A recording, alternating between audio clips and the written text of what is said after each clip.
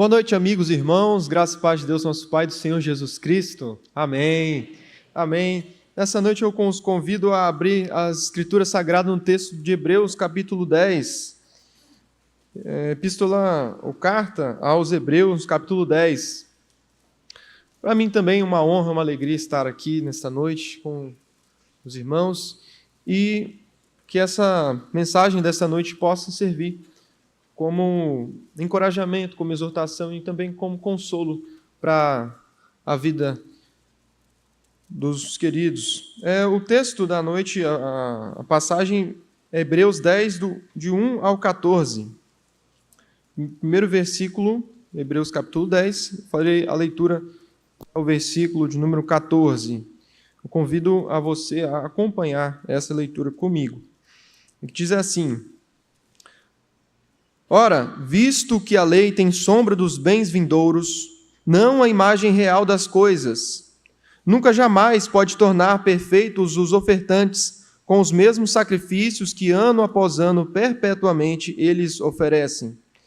Doutra sorte, não teriam cessado de ser oferecidos, porquanto os que prestam culto, tendo sido purificados uma vez por todas, não mais teriam consciência de pecados. Ou melhor, eu farei novamente essa leitura do versículo número 2. Doutra sorte, não teriam cessado de ser oferecidos, porquanto os que prestam culto, tendo sido purificados uma vez por todas, não mais teriam consciência de pecados? Entretanto, nesses sacrifícios faz-se recordação de pecados todos os anos, porque é impossível que o sangue de touros e de bodes remova pecados. Por isso, ao entrar no mundo diz: sacrifício e oferta não quiseste, antes um corpo me formaste. Não te deleitaste com holocaustos e ofertas pelo pecado. Então eu disse: eis aqui estou, no rolo do livro está escrito a meu respeito, para fazer, ó Deus, a tua vontade. Depois de dizer como acima: sacrifícios e ofertas não quiseste, nem holocaustos e oblações pelo pecado, nem com isto te deleitaste, coisas que se oferecem segundo a lei. Então acrescentou: eis aqui estou para fazer, ó Deus, a tua vontade. Remove o primeiro para estabelecer o segundo. Nessa vontade é que temos sido santificados, mediante a oferta do corpo de Jesus Cristo, uma vez por todas. Ora, todo sacerdote se apresenta dia após dia a exercer o serviço sagrado e a oferecer muitas vezes os mesmos sacrifícios, que nunca jamais podem remover pecados. Jesus, porém, tendo oferecido para sempre um único sacrifício pelos pecados, assentou-se à destra de Deus, aguardando daí em diante, até que os seus inimigos sejam postos por estrado dos seus pés. Porque com uma única oferta aperfeiçoou para sempre quantos estão sendo santificados. Até aqui a palavra do Senhor.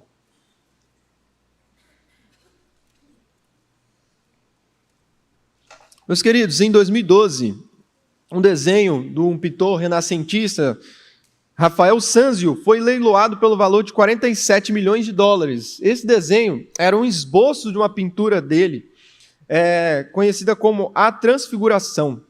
Veja, um valor exorbitante por um desenho feito com giz preto sobre um papel, que era apenas um estudo daquele pintor e que foi leiloado por uma bagatela de 47 milhões de dólares.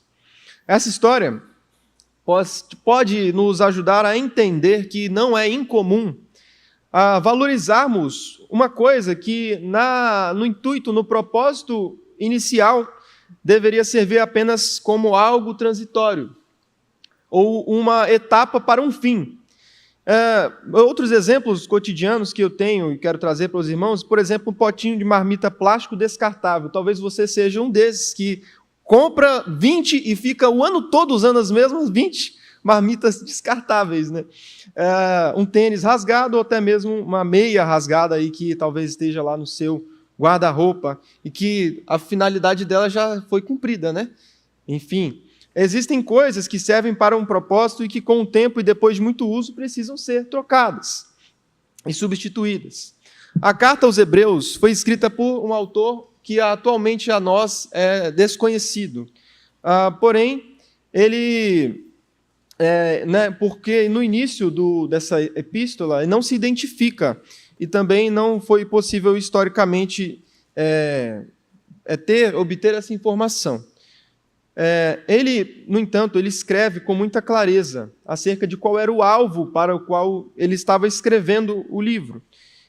Ele quer combater o desânimo e a tentação dos crentes de retornar ao antigo sistema de culto judeu. Ele quer combater um desânimo e a tentação dos crentes de retornar ao antigo sistema de culto judeu. Imagine você, na época, convertido ao cristianismo, mas ainda a grande parte da sua família e amigos eram judeus e frequentavam o templo, ofereciam sacrifícios. Certamente seria difícil não ceder aos convites e dúvidas que porventura pudessem permear sua mente com relação à verdade de Deus e a forma correta de adorá-lo. E isso que estava ocorrendo e que muito provavelmente Hebreus foi escrito antes da destruição do templo, né? Eu vou partir dessa prerrogativa. O templo foi destruído no ano 70 depois de Cristo, mas a possibilidade maior que o texto, a carta, ela foi escrita antes desse período. Então, havia ainda no templo o sacrifício dos animais, e na carta aos Hebreus, o autor constrói um argumento teológico no qual demonstra a superioridade absoluta de Cristo. E Cristo Jesus é apresentado como superior aos anjos, superior a Moisés e superior ao sacerdócio levítico. E até mesmo, né, nós vemos que a aliança de Cristo Jesus é melhor, a nova aliança. O sacrifício de Jesus é perfeito e único, né? Não era um sacrifício que havia necessidade de ser repetido, porque ele foi um cabal, ele foi perfeito e é único para sempre. Seu ministério, o ministério de Cristo, da intercessão, ou o ministério celestial de Cristo Jesus é eterno.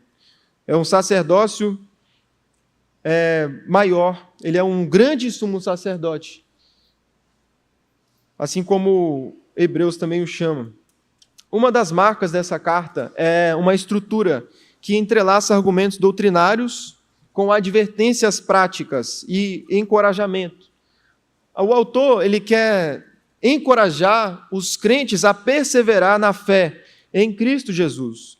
E essa estrutura de exposição e exortação, ela serve ao propósito final do livro, que é garantir a perseverança dos leitores na caminhada de fé, no cristianismo salutar, numa doutrina correta, num culto aprazível a Deus. A mensagem é que a fé em Cristo não é apenas o ponto de partida, mas é um alicerce para toda a caminhada cristã. A fé, ela serve, né, e ela nos acompanha em toda a nossa caminhada, toda a nossa vida de devoção a Deus. O autor adverte que aqueles que abandonarem a fé estarão rejeitando a única fonte da salvação, que é Cristo Jesus, e que a perseverança na fé é uma evidência de que a fé de fato é uma fé genuína. O texto da nossa meditação nessa noite é uma dessas passagens de exposição na carta. E o autor ele vai demonstrar, então, a seguinte resposta para a pergunta, né, que ele responde é: por que só o sacrifício de Jesus pode perdoar pecados? E o tema nosso desta noite é o poder da cruz. O poder da cruz. E por que, então, só o sacrifício de Jesus é capaz de perdoar os pecados? Em primeiro lugar, só Jesus perdoa pecados, porque Jesus é maior que os animais, é maior que os sacrifícios de animais. Vemos isso nos versículos 1 ao versículo 4. E quando o autor ele nos fala que a lei é uma sombra dos bens vindouros, ele está querendo dizer que a lei é como um esboço a lápis, né, feito por um artista antes dele pintar a sua obra-prima. Um esboço mostra um contorno, mostra a ideia geral da pintura, mas um esboço não possui cor, vivacidade, então falta vida, falta substância. A lei era esse esboço que, apontava para algo maior. O pastor Marcos uma vez trouxe uma analogia interessantíssima aqui, ele falou acerca de uma maquete. De fato é uma maquete que aponta para uma edificação. Uma maquete por si só, ela não possui capacidade de habitação, é apenas uma representação de algo maior, de algo utilizável, usável, e para o qual aquilo aponta. Isso que é a lei. É uma sombra, e a sombra, ela não se pode tocar, ela não a sombra não é a própria realidade, mas é a representação da realidade. E a lei era exatamente isso, apontava para algo que viria, mas não era ainda o que viria. Ela mostrava o caminho, mostrava o que era o perdão e a necessidade de sacrifício, mas não podia perdoar, não tinha esse poder. Ainda podemos pensar que a lei e o sistema antigo de culto do Antigo Testamento era um remédio que aliviava a dor, mas não curava. Então, porque o autor nos mostra que os sacrifícios eram repetidos ano após ano, e aqui ele se refere ao dia da libertação, ou em hebraico Yom Kippur, que era um dia em que um sacerdote, sumo sacerdote, no Santo dos Santos, ele tinha que receber ali 2 bodes, e um era o bode expiatório e o outro um bode que seria sacrificado pelo povo, e o expiatório iria ao deserto, levando o pecado do povo para o deserto. Então, era recorrente lembrança de que o povo era pecador e de que o povo precisava de perdão. E para alcançar o perdão, seria necessário fazer um sacrifício. E a lei e os sacrifícios apontavam, então, nessa direção. E o mais surpreendente era que os sacrifícios eles não apagavam a memória do pecado, em que o autor nos mostra ainda no versículo 3º, porque diz: entretanto, nestes sacrifícios faz-se recordação de pecado todos os anos. O sacrifício ele recordava e fazia o povo se lembrar que era pecador, mas não podia retirar a culpa do pecado. O sacrifício de animais não tinha essa força, esse poder de fato perdoar o pecado, mas mostrava a doença e não dava a cura, mostrava o pecado, mas não o removia. E o autor, ele é muito direto na fala dele, no qual ele diz, no versículo 4, é impossível que o sangue de touros e bodes tire pecados. É impossível. Não que seja algo difícil, não meramente difícil, não é improvável, mas é impossível. O sangue de animais não tem poder para alcançar a alma. Ele pode purificar externamente o corpo, podia ser um símbolo e apontar para algo maior, mas em sua própria natureza era insuficiente.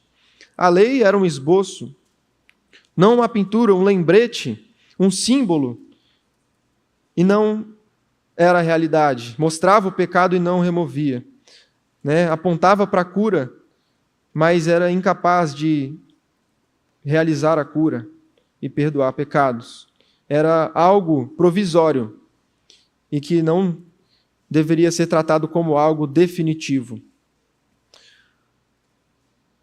Em primeiro lugar, então, só Jesus pode perdoar pecados, porque Jesus é maior que os animais. E em segundo lugar, só Jesus pode perdoar pecados, porque Jesus é maior que os sacerdotes.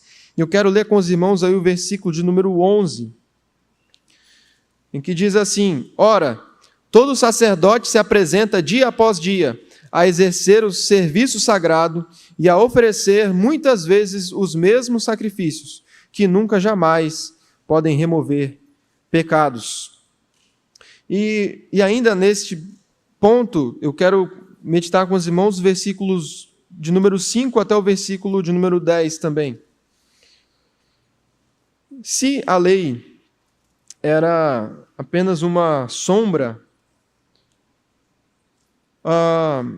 o sacerdócio também era algo passageiro. Os versículos 5 ao 7 fazem uma citação ao Salmo 40, versículos 6 a 8. É um salmo davídico, escrito por Davi. E nesse salmo, Davi reconhece que o culto que Deus sempre desejou era uma entrega da vida dos crentes como um sacrifício vivo, santo e agradável a Deus. Sempre foi o intuito, o propósito de Deus. Eram sacrifícios vivos, um culto, não um culto apenas circunscrito ao templo, mas um culto da vida, um culto na vida. E, porém, foi necessário, então, um período em que a lei prefigurasse esse propósito de Deus, né? E o próprio sacerdote, como eu dei um exemplo do dia da libertação, no texto de Levítico 17 está escrito que o sumo sacerdote ele tem que oferecer um novilho em oferta de sacrifício pelo seu próprio pecado. E o sacerdote precisava passar por rituais de purificação. A santidade era um pré-requisito para adentrar no templo. O sacerdote entrava no lugar santo e o sumo sacerdote no lugar santo dos santos, uma vez por ano. E eram necessários, então, rituais rigorosos de purificação, porque na presença de Deus, o pecado não é aceito, né? A santidade é necessária para que a gente se achegue à presença de Deus. Isso era uma verdade no passado e continua até hoje sendo uma verdade nossa. Se um sacerdote não precisasse oferecer um sacrifício pelo seu próprio pecado, seria ele, talvez, e se algum na época tivesse essa perfeição, essa santidade, ele poderia se oferecer como sacrifício cabal. Mas só Jesus, ele é santo, santo, santo. E só Jesus, no seu corpo, pela encarnação, pela sua obediência à vontade do Pai de salvar e de ser Deus e de formar um povo que ele pudesse chamar de um povo pertencente a ele, uma nação santa. Jesus, então, a sua obediência ela é demonstrada pela encarnação. E no texto, no Salmo 40, Davi fala que ele ouviu, né? E o autor aos Hebreus, ele reconhece que essa obediência de Jesus, no versículo de número 5, é dada pela encarnação, no qual ele diz, né? Um corpo me formaste. Jesus encarna e, sendo perfeitamente santo, não há necessidade de Jesus oferecer um sacrifício de um animal, e o animal precisava ser o melhor, o animal mais adequado, que mais se adequasse para a exigência de santidade de Deus. Então não seria mais um animal, não seria mais um sacerdote oferecendo um sacrifício, mas Jesus, ele mesmo é um sacrifício, porque ele é santo como Deus exige, a santidade que Deus exige. Jesus, na sua pessoa, na sua natureza humana, que ele assume, sendo ainda Deus, então natureza divina e natureza humana, perfeitamente santo, ele mesmo se oferece em sacrifício, de uma vez por todas, Jesus. E o texto ainda continua no versículo de número 9, no qual nos mostra que a nova aliança remove a primeira, remove os ritos e as obrigações rituais da lei e cerimoniais da lei, para estabelecer uma aliança superior na pessoa de Jesus. O texto, ainda em terceiro e último lugar, nos mostra que só Jesus perdoa pecados, porque Ele é maior que os seus e que os nossos inimigos. Dos versículos 12 ao 14. Eu gostaria de ler esses 3 versículos com os irmãos, e que diz assim: Jesus, porém, tendo oferecido para sempre um único sacrifício pelos pecados, assentou-se à destra de Deus, aguardando daí em diante, até que os seus inimigos sejam postos por estrado dos seus pés. Porque com uma única oferta aperfeiçoou para sempre quantos estão sendo santificados. Então, meus amados e queridos irmãos, o sacrifício de Jesus, como o pastor bem disse, ele é poderoso. Porque o problema do pecado não pode ser curado e tratado meramente ou apenas com um método, ou uma pílula, ou um tratamento, uma terapia. O problema do pecado, está muito arraigado no coração humano, de tal maneira que só Jesus tem poder para resolver esse problema do pecado na nossa vida. Então, a mensagem que nós pregamos do Evangelho não é acerca de um método ou de uma prática religiosa na sua vida, mas a gente prega e fala de Jesus, porque Jesus ele tem poder para, na nossa vida, resolver o problema do pecado. E Jesus ele é poderoso. E quando o tema hoje da noite é o poder da cruz, mas é óbvio que a cruz em si não tem poder, mas aquele que morreu na cruz, o seu sacrifício, a sua vida, é que pode hoje nos aperfeiçoar, nos santificar, nos purificar, e que abre um caminho para nós adentrarmos na presença do Pai, na presença de Deus. Jesus, ele se assentou à destra de Deus. Ele cumpriu a sua obra da redenção e ele não precisou oferecer mais um sacrifício e outro, ano após ano, dia após dia, que além de sacrifícios anuais, diariamente também os sacerdotes precisavam oferecer sacrifícios no templo e o altar, o fogo do altar, deveria permanecer sempre aceso. Ele se assenta como se demonstrando que a sua obra foi concluída, a completude da obra da redenção. A Jesus foi dada toda a autoridade nos céus e na terra, por isso ele se assenta no trono à destra do Pai. Ele ofereceu um sacrifício, não há necessidade de mais sacrifícios, e a nossa jornada agora é para um futuro glorioso e vitorioso. E uma ilustração bacana, aproveitando ainda o período de Copa do Mundo, é que é como se estivéssemos aguardando o fim de um jogo que já está nos acréscimos e que a vitória é garantida ou é um placar irreversível. Nós somos um time vitorioso. E estamos aguardando pela coroação da nossa vitória, que foi garantida por Jesus. Ele ganhou esse jogo, fez os gols lá, e nós estamos ainda aguardando o fim, para que possamos comemorar essa vitória. E quando Jesus diz, e o texto nos diz que somos aperfeiçoados, que está aí no versículo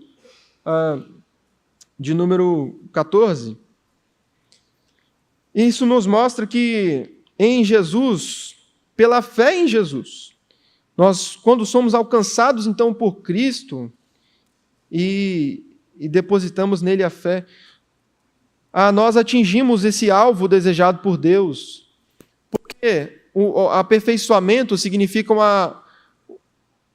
um cumprimento de uma atividade, de uma obra que encontra o seu propósito nisso. Nós somos aperfeiçoados porque é Jesus que, pelo seu sacrifício, nos torna santos também, consagrados, e que ainda continuamos nesse processo de santificação, né? É um já, mas ainda não. E não desfrutar dessa graça e desejar voltar a práticas ritualísticas da lei. E hoje em dia, talvez uma prática talvez sua, seja tratar o culto como um sacrifício semanal, em que nós cumprimos um sacrifício no culto, mas a nossa vida não é um culto. E desejar voltar para esse cristianismo de sacrifícios, um cristianismo facilitado, em que não é necessário tomar a sua cruz, abnegar-se e seguir a Cristo. Isso é como querer voltar à Idade Média, é querer abnegar-se de toda a tecnologia atual de celular, internet, e falar, não, eu quero voltar para aquela época em que as coisas eram mais simples. Porque, irmãos, mesmo que para nós hoje, talvez você pense, antigamente era mais complicado. É pelo contrário, hoje em dia nós temos uma responsabilidade muito maior.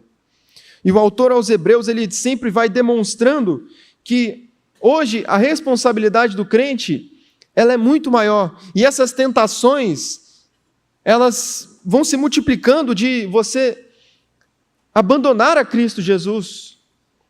Porque existem outras propostas e religiões que aos nossos olhos podem parecer melhores, mas o que precisamos fazer é seguir a Cristo Jesus e fazermos parte do corpo de Cristo Jesus. Quando o texto fala sobre Jesus colocando os seus inimigos no estrado dos seus pés, a imagem aqui é que antigamente os tronos ou a cadeira da realeza, ela tinha mesmo um estrado para repousar o rei, o monarca, repousar o pé. Tem uma cadeira que foi, pela arqueologia, encontrada uma cadeira de Tutankhamon, que é um rei do Egito. Se vocês pesquisarem, vai ver que existe um estrado bem à frente, e nesse estrado estão ali marcados a figura de 9 inimigos do rei do Egito. E é a mesma imagem que o autor nos traz, em que Jesus vai colocar os inimigos sob o estrado, ou sob os seus pés, num estrado em que ele vai descansar os pés sobre esses inimigos. O mundo, o pecado, o diabo e a morte serão todos vencidos, serão todos humilhados, serão derrotados, e nós reinaremos com Cristo Jesus. Concluindo, o poder da cruz, ele se dá não porque a cruz em si tem poder, mas porque aquele que morreu na cruz era o Filho de Deus. Porque não foi um sacrifício qualquer, foi o sacrifício do Deus homem. O sangue derramado na cruz não era sangue de touros e bodes, era o sangue do Cordeiro de Deus que tira o pecado do mundo. O poder da cruz não está em obrigações da lei que foram cumpridas por Jesus, mas o poder da cruz está numa obediência perfeita de Jesus, que foi além da letra da lei. E em tudo ele obedeceu. O poder da cruz é suficiente, porque aquele que morreu na cruz é o Senhor e Salvador. E eu quero pensar com os irmãos como é a sua história. como se deu o seu encontro com Jesus. Porque na preparação desse sermão, eu fui muito consolado, porque há muitas preocupações na nossa vida. Só que essas coisas, quando elas tomam o lugar de Jesus na nossa vida, a gente perde a alegria de estarmos em comunhão com Deus. E, meu querido e minha querida, faça um esforço de, nessa noite, olhar para Jesus e ver que Jesus, Ele mesmo pode salvar e pode santificar a sua vida. Eu quero convidar os irmãos do coral, o Tiago, que a gente possa cantar um hino, 144, Segurança e Alegria. E esse hino também me acompanhou na preparação do sermão, foi um hino que eu pude notar na letra do hino, que a mensagem dele fala muito acerca dessa segurança e da nova vida que nós encontramos em Jesus a partir da fé no sacrifício perfeito de Cristo Jesus. E só uma última coisa que eu gostaria de falar. Jesus abriu o caminho. Não trilhe ou desvie ou parta para um caminho, um atalho ou um caminho alheio, ou volte atrás, ou não seja um preguiçoso de não adentrar nesse caminho em direção ao Pai, nessa jornada, porque Jesus abriu o caminho. E o que nós precisamos fazer é segui-lo, olhando firmemente para o autor e consumador da nossa fé, tendo como alvo Jesus, e que a gente possa seguir a Jesus e fazer assim como Ele fez, tomando a nossa cruz e seguindo numa vida de obediência e numa vida santa, numa vida de busca, numa vida de comunhão com Deus.